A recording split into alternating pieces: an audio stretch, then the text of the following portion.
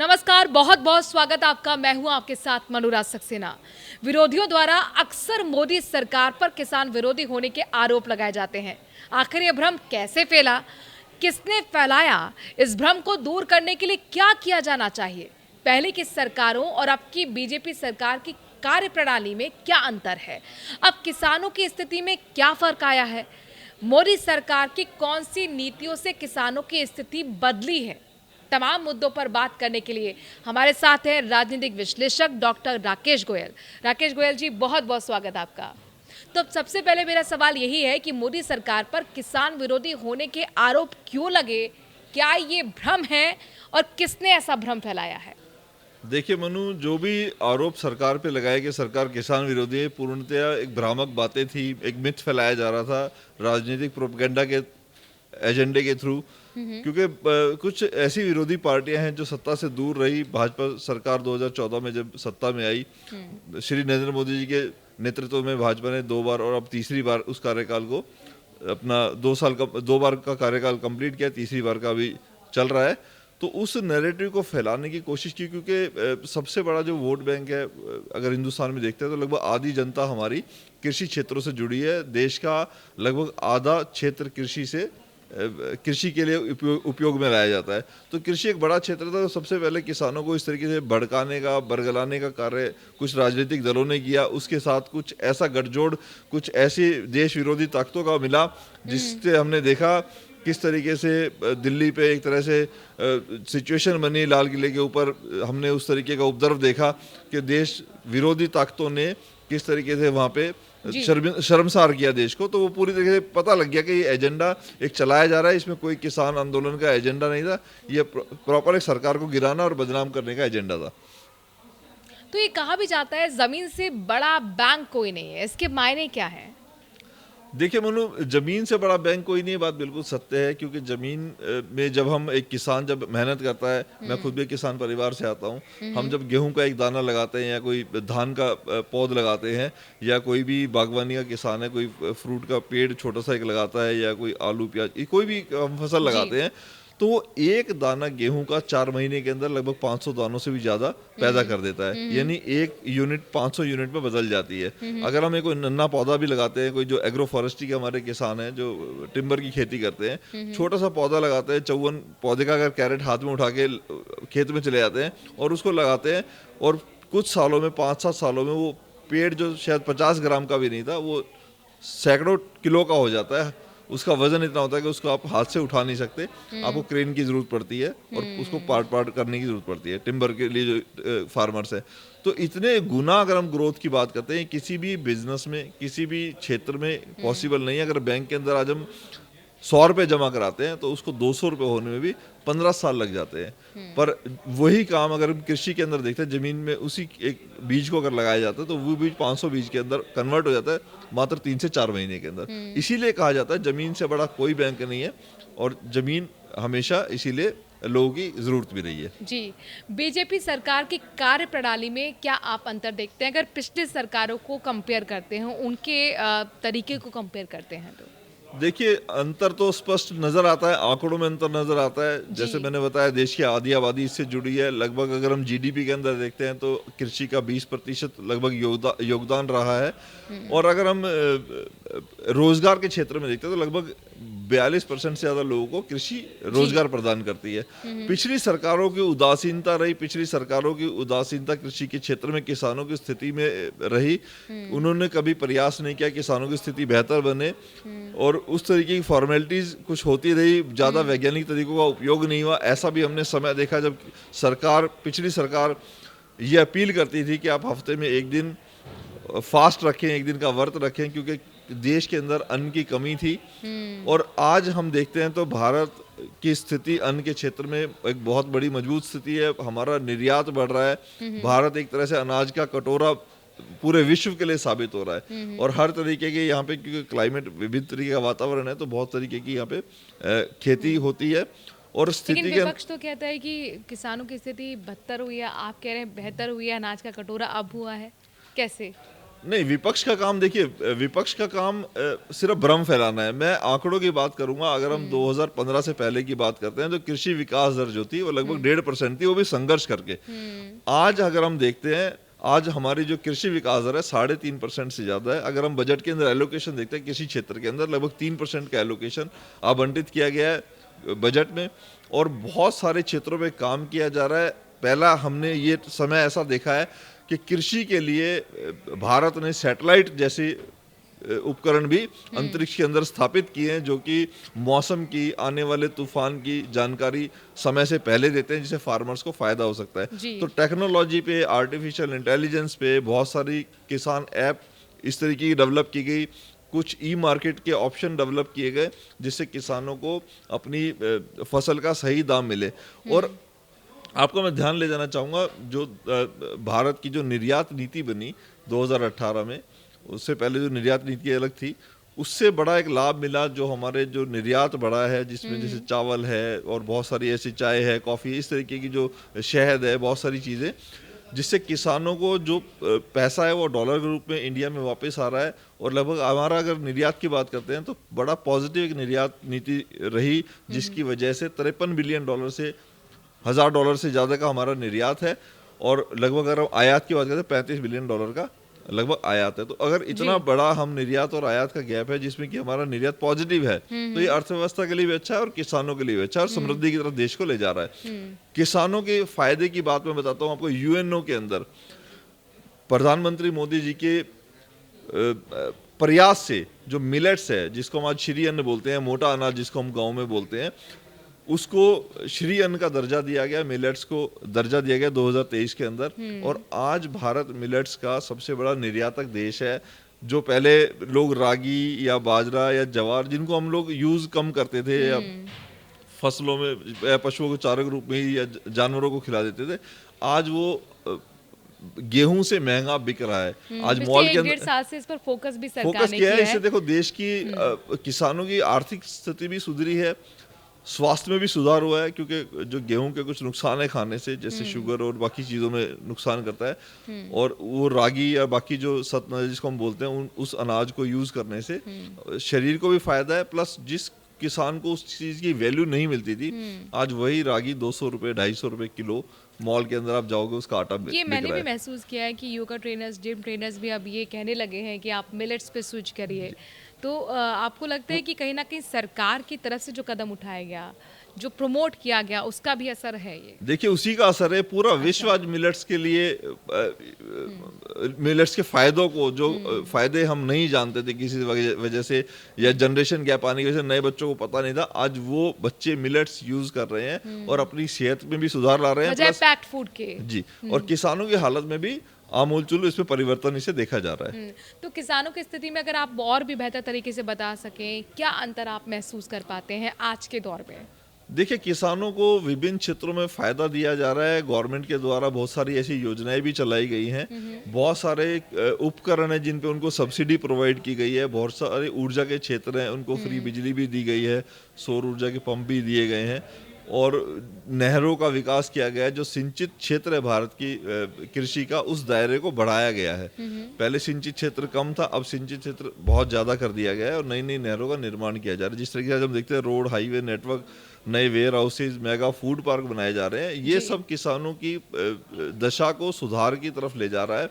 और साथ ही साथ प्रधानमंत्री मोदी जी ने जो विजन दिया कि सबसे ज़्यादा जो किसान हैं, जो खेती करते हैं, कई बार फसल के अच्छे दाम नहीं मिलते, फसल को कई बार फेंकना भी पड़ता है, उस चीज़ों को अवॉइड करने के लिए उन्होंने प्रोसेसिंग यूनिट्स को बढ़ावा देने के, उद्योग स्थापित करने का भी लोगों को बोला है। जैसे हमने देखा पीछे नासिक वगैरह में जैसे प्याज ज़्यादा होता है, मैं एक एग्जाम्पल देता हूँ, तो वहाँ पे 1-2 रुपये किलो प्याज उस टाइम पे बेचना पड़ता है किसानों को, उसका सही दाम नहीं मिलता, और कई बार शायद लागत भी बाहर नहीं निकल पाती। कभी कभी ऐसा ही टमाटर के साथ भी हमने देखा है कि हमने देखा है ऐसी वीडियो आते हैं, रोड पे टमाटर लोगों किसान फेंक के चले जाते हैं, क्योंकि ट्रांसपोर्टेशन भी महंगी है, आलू फेंक देते हैं। पर प्रोसेसिंग यूनिट के द्वारा हम उस पूरे जो हमारे जो भी इस तरीके फल है, सब्जियां हैं, कोई भी इस तरीके की चीज़ें हैं, फसल है, हम उसको प्रोसेस कर सकते हैं। अगर हम जैसे हम बात करते हैं प्याज का अगर हम उसको प्रोसेस करके उसका चूरा बना के उसको ड्राई फॉर्म में अगर हम ले आते हैं तो वो हम सालों रख भी सकते हैं। और जब बारिश के टाइम पे क्योंकि प्याज महंगा हो जाता है उस टाइम भी तो उस टाइम पे उसका यूज कर सकते हैं। 12 महीने आने लगी 12 महीने सब्जी का टेस्ट मिलेगा, 12 महीने सब्जी के बेनिफिट्स मिलेंगे, प्लस उस प्रोसेसिंग करने की वजह से आपका वही जो 1 रुपए वाला प्याज था वही आपको 50 रुपए 60 रुपए आपको दे रहा होगा। तो कहीं ना कहीं किसानों को भी इससे फायदा होता है। इसी तरीके टमाटो आप उसका सॉस बना के आप स्टोरेज कर सकते हैं, आप बनाना की फार्मिंग करते हैं, आप उसके चिप्स बना के रख सकते हैं, बहुत सारे और भी प्रोडक्ट होते हैं, ये एग्जाम्पल के लिए बोल रहा हूँ। तो बहुत सारी चीजों को प्रोसेसिंग यूनिट के द्वारा आप प्रोसेस करके उसके सही दाम ले सकते हैं। जैसे आज हम गेहूं की बात करते हैं, गेहूं का अभी समर्थन मूल्य गवर्नमेंट ने अनाउंस किया लगभग 2125 रुपए। पर अगर हम इसी को अगर किसान या फार्मर्स अगर इसको आटा बना के देता है तो उसको लगभग डबल इस पैसे मिल जाते हैं आज हम जैसे हम खरीदते भी हैं। तो प्रोसेस करने के बाद किसी भी वस्तु का मूल्य वर्धन हो जाता है। तो ये मौका मोदी सरकार ने किसानों को दिया कि आप अपनी फसल को प्रोसेस करें, अपने क्षेत्र के अंदर यूनिट बनाएं, मिलके बनाएं, सम्मिलित होकर। सरकार उसमें सब्सिडी भी देती है, सस्ता लोन भी प्रोवाइड कर रही है, टेक्निकल नॉलेज भी दे रही है। तो वो सारी चीजें जब सेटअप बनेगा उसकी वजह से किसानों को लाभ मिलेगा और किसान की फसल भी खराब नहीं होगी, प्लस किसान को मूल्य वर्धित पैसा उसका जो फसल का जो पहले कम मिलता था उसका मूल्यवर्धन होगा, उसको ज्यादा पैसा मिलेगा, उसकी दशा में सुधार आएगा, सुधार हो रहा है। लेकिन ज़रूरी है कि किसानों तक वो योजनाओं के बारे में जानकारी भी पहुंचे।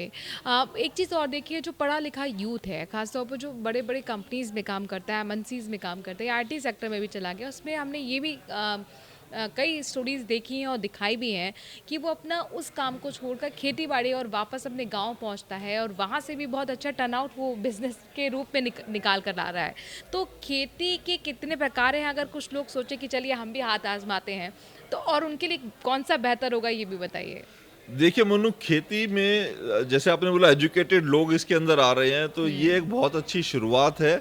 जो लोग पहले खेती के लिए उदासीन थे, पुराने लोग खेती करते थे, नए बच्चे शहरों में नौकरी के लिए दौड़ रहे थे और वो ग्रोथ उनको नहीं मिल रही थी, वो सेटिस्फेक्शन नहीं मिल रही थी, वो आज वापस गांव में जाके खेती करें। और ये खेती के लिए, देश की कृषि अर्थव्यवस्था के लिए भी अच्छा है कि पढ़े लिखे लोग जब इसके अंदर आएंगे तो जाहिर सी बात है वैज्ञानिक तरीके से खेती करेंगे, रसायनों को कम उपयोग करेंगे, वो जैविक खेती की तरफ भी बढ़ेंगे। और बहुत सारे लोग इसको कर रहे हैं। और जो हम बात पहले कर रहे थे कि जमीन से बड़ा कोई बैंक नहीं है क्योंकि वो मल्टीपल ग्रोथ दे सकता है, तो उसी वजह से लोग उस फायदे को लेने के लिए जमीन से जुड़ के आज खेती जैसे कार्यों के अंदर कार्य कर रहे हैं। और जैसे हम बात कर रहे हैं प्रकार की कृषि के, तो मैं मानता हूँ कि लगभग 5 तरीके से हम कृषि से कनेक्ट हो सकते हैं, 5 तरीके के प्रकारों की हम खेती कर सकते हैं। पहली खेती तो हम जो हमारे पूर्वज करते आए हैं, प्राकृतिक खेती, पारंपरिक खेती जो होती है, जिसमें हम गेहूं, चावल, जो हमें पता ही है, मक्का, ज्वार, बाजरा, कपास, ये हम चना, मूंग, ये हम खेती कर रहे थे। पारंपरिक खेती के अंदर आती है, ये लगातार वही खेती हम करते आ रहे हैं।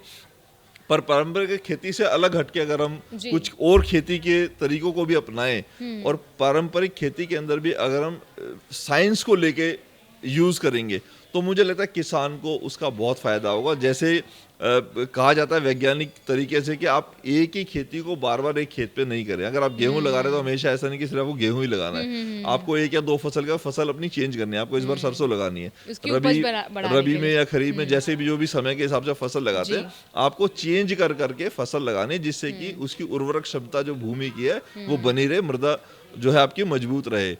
और उस तरीके से आप उसके अंदर किस तरीके कंपोस्ट यूज करने हैं, कितना फर्टिलाइजर डालना है, तो ये सारी चीजें आप उसके अंदर यूज कर सकते हैं और ये पारंपरिक खेती में आपको लाभ देगा। उसके अलावा दूसरी खेती का अगर हम प्रकार की बात करते हैं तो हम बागवानी को रख सकते हैं। बागवानी में जैसे हम फ्रूट प्लांट या फलों के, फूलों की खेती हम करते हैं, कोई गेंदे की करता है, कोई गुलाब की करता है, कोई सेब के बगीचे लगाता है, कोई आम के, लीची के, किसी भी तरीके के फ्रूट प्लांट्स की हम खेती करते हैं। इसके अलावा फलों के अलावा सब्जियों की भी खेती की जाती है बागवानी में। कोई गोभी लगाता है, कोई मटर है, कोई मूली है, कोई टमाटर है, कोई खीरे की खेती कर रहे हैं। तो ये सारे बागवानी के अंदर आते हैं और इसके अंदर भी वैज्ञानिक तरीके से आज खेती हो रही है।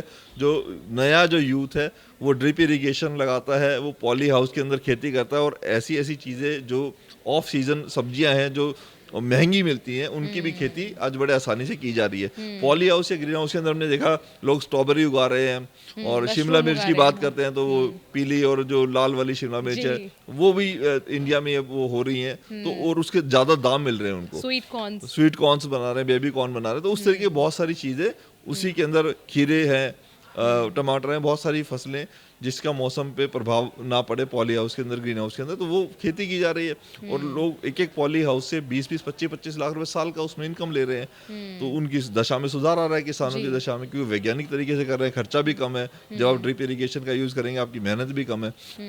और इसके अलावा अगर हम बागवानी के अलावा फिर तीसरे अगर हम प्रकार की बात करते हैं तो औषधीय और कुछ मसालों की हम खेती की बात कर सकते हैं। ये भी अपने आप में, जैसे अब बहुत मेडिकल सारे प्लांट्स की बात करें हम।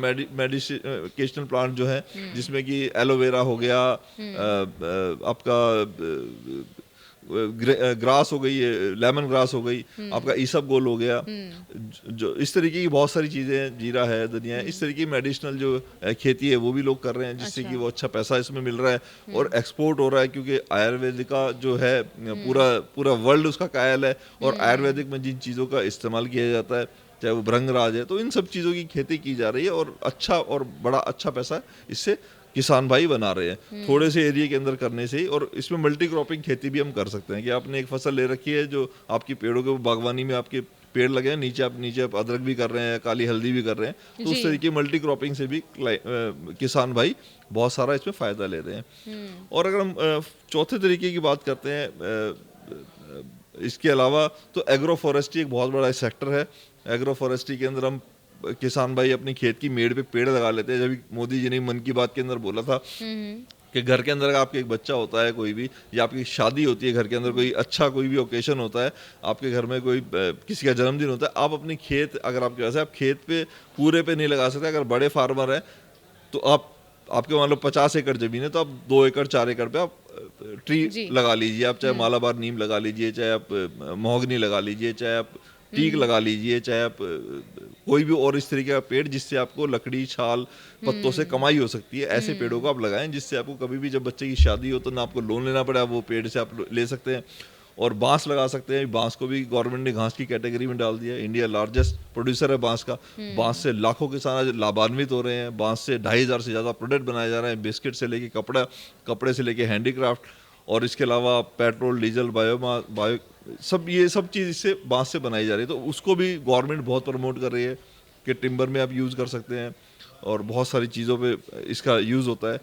तो गवर्नमेंट हर चीज़ को वैज्ञानिक तरीके से बढ़ावा दे रही है। किसानों की मदद के लिए कुछ ऐसे अवरोध थे, उनको गवर्नमेंट ने हटाया है, जिसकी वजह से, डर की वजह से किसान एग्रो फॉरेस्ट्री नहीं करता था, पता नहीं पेड़ लगाऊंगा मुझे किस काटनी। चीज का जिक्र कर रहे हैं, थोड़ा विस्तार से किसानों को बताइए। मैं अभी आपको एक एग्रो फॉरेस्ट्री में पेड़ों की बात कर रहा हूँ। तो पेड़ों में जैसे हम सागवान लगाते हैं, या हम मोहगनी लगाते हैं, या हम मालाबार नीम लगाते हैं, या हम बांस लगाते हैं, और बहुत सारे ऐसे अन्य पेड़ हैं। तो पहले किसान के मन में भय होता था कि मैं पेड़ लगा तो लूंगा, पर मुझे पता नहीं काटने की इसमें इजाजत है, मिलेगी गवर्नमेंट या की नहीं, कोई हाँ। ऑब्जेक्शन है, नहीं है। पर गवर्नमेंट ने पूरा क्लियर कर दिया है कि आप वन विभाग से अपनी जमीन में अगर लगाते हैं, वन विभाग से आपको परमिशन मिलती है। कुछ पेड़ों पे 1-2 रुपए फीस लेके, मामूली सी, वन विभाग को एक ट्रांजिट पास इशू कर देता है। उस जी। ट्रांजिट पास से वो नंबर डल जाएगा पेड़ पे, फोटो खींचेगी, और आप पूरे वर्ल्ड के अंदर उस अपने टिम्बर को कहीं भी सेल कर सकते हैं। और बांस के लिए तो इस तरीके कोई लाइसेंस की जरूरत ही नहीं है। कुछ स्टेट के अंदर तो टीक जैसे पेड़ों के लिए भी कोई लाइसेंस आपको कटिंग के टाइम पे नहीं यूज करना। तो जो हमारा बाहर से लकड़ी आने में जो गवर्नमेंट का रेवेन्यू जाता था, और जो लोग डर की वजह से पेड़ नहीं लगाते थे, उतने साल ऑक्सीजन, पेड़ कहीं लगेगा 10 साल वो खड़ा हुआ है, 10 साल 15 साल बाद हार्वेस्ट होगा, तो 15 साल वो कहीं ना कहीं नेचर को बेनिफिट देगा। बहुत सारे जीव कीटाणु ऐसे और होते हैं आर्थिक रूप से किसान को के लिए भी समृद्ध फायदा है। बनाएगा। लेकिन अब ये तो आपने और बताया कि किस तरह, हाँ जी, पांचवा आपने कभी- पांचवा सिर्फ एक तरीका में, क्योंकि हम बात करते हैं खेती के प्रकार हाँ। की, तो पांचवा जो सबसे महत्वपूर्ण है, जिस पे हमारे बहुत सारे किसान भाई डिपेंड भी हैं, पशुपालन एक बहुत बड़ा एक सेक्टर है। आज डेयरी फार्मिंग लोग कर रहे हैं, ब्रीडिंग कर रहे हैं, गाय, भैंस, भेड़, बकरी, अलग अलग तरीके की फार्मिंग की जा रही है, मधुमक्खी पालन किया जा रहा है। पिग फार्मिंग की जा रही है। तो बहुत सारे ऐसे फार्मिंग के अंदर मत्स्य पालन किया जा रहा है जहाँ पे गवर्नमेंट आपको ट्रेनिंग भी देती है। बहुत सारे गवर्नमेंट ने अपने पूसा से लेके किसान विज्ञान केंद्र में ऐसे सेटअप बनाए हैं जहाँ पे आपको पशुओं की किस तरीके से देखभाल करनी है, उनके रोगों का कैसे निदान करना है। गवर्नमेंट ने काफ़ी सारे पशु चिकित्सालय भी बनाए हैं। तो ये सब किसानों की मदद के लिए बनाए हैं और बहुत सारे किसान आज पशुपालन से अपनी जीविका कमा रहे हैं और अच्छे लेवल पे बड़ा पैसा बना रहे हैं। लेकिन जाहिर तौर पर हर सरकार के सामने हर क्षेत्र के चैलेंजेस भी होते हैं और आज हम कृषि की बात कर रहे हैं, तो वो कौन से चैलेंजेस आपको लगता है सरकार के सामने हैं जिन पर काम करना चाहिए? देखिए मनुष्य कृषि में तो जहाँ तक मुझे लगता है शायद दो तरीके के बड़े, हम इसको दो दायरों में, दो फ्रेम में बांट सकते हैं। एक चैलेंज है जो जिसको हम कहते हैं कंट्रोल्ड एरिया का चैलेंज, जिस चैलेंज को हम सरकार कंट्रोल कर सकते हैं इजीली अपनी दृढ़ इच्छा शक्ति से, अपनी प्रभावी नीतियों से, अपने एफर्ट से, अपनी मेहनत से।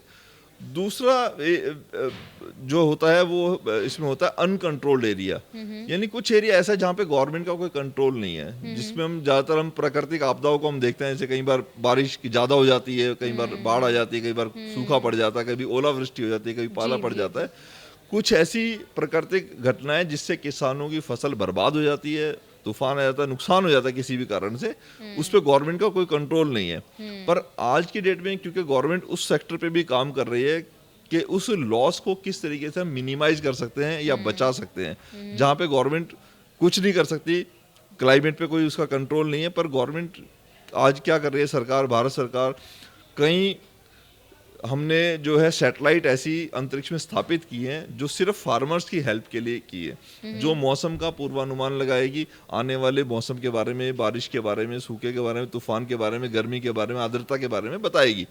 और जिससे कि उस जानकारी की वजह से किसान अपनी फसल उस समय पे कर सकता है। और कोई अगर इस तरीके कोई क्लाइमेट के अंदर बहुत एकदम चेंज आना है तेजी से, तो उसके लिए पहले से तैयार होकर अपने नुकसान को बचा सकता है।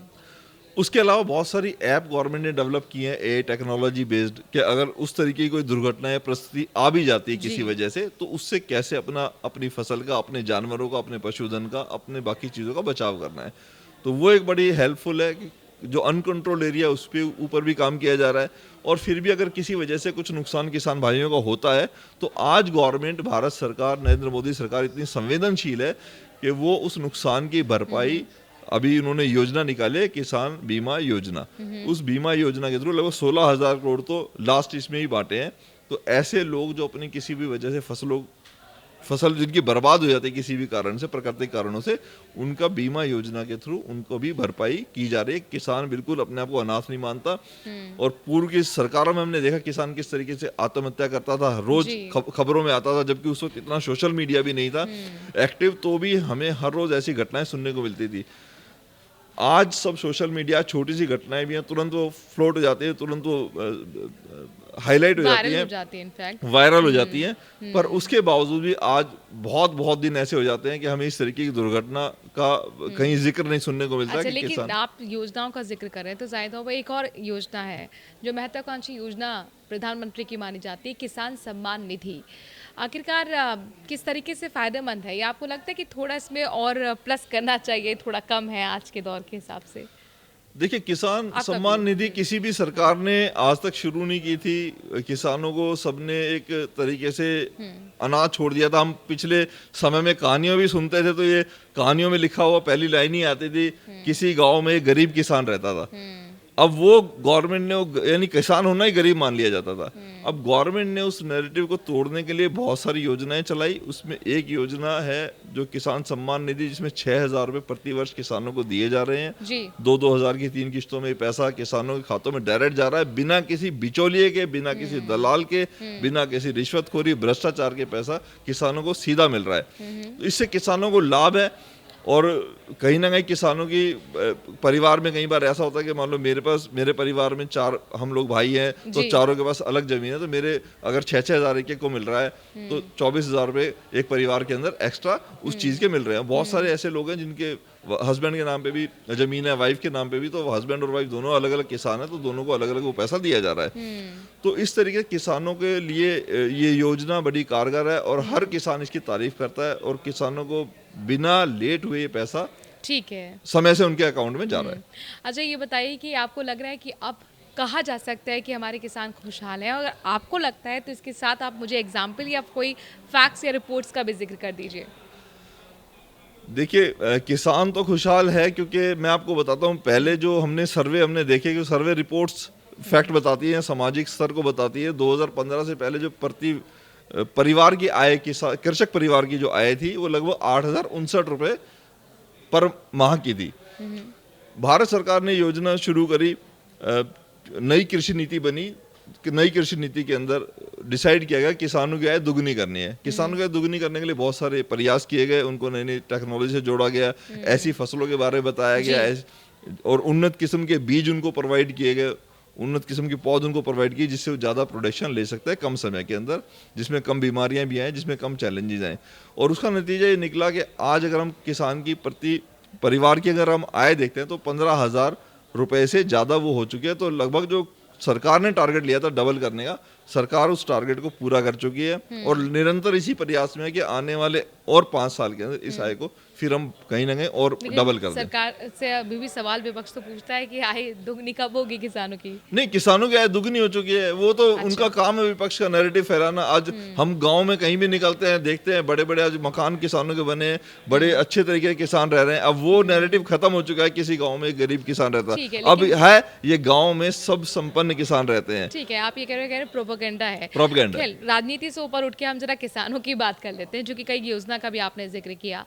जिन किसानों को जानना है कि आखिरकार हमारे लिए कौन सी योजना चलाई जा रही है, या हम किस तरीके से और जानकारी अपनी सॉइल को लेकर ले सकते हैं कि कौन सी खेती हमें करनी है, वो मुफीद होगी, कैसे हमारी आर्थिक स्थिति बेहतर हो, सरकार उनके लिए क्या कर रही है, ये सब कुछ क्या एक प्लेटफॉर्म जहाँ से वो जानकारी ले सकते हैं, वो वेबसाइट? देखिए बहुत सारे योजनाएं, सैकड़ों योजनाएं सरकार के स्तर पे चलाई जा रही है। राज्य सरकार भी उसमें सहयोग करती है, कंट्रीब्यूशन लगभग 75% केंद्र सरकार का उसमें रहता है। ओवरऑल कुछ योजनाएं पूरी तरीके से केंद्र सरकार ऑपरेट करती है, केंद्र सरकार किसानों को विकास के लिए लगातार कार्य कर रही है।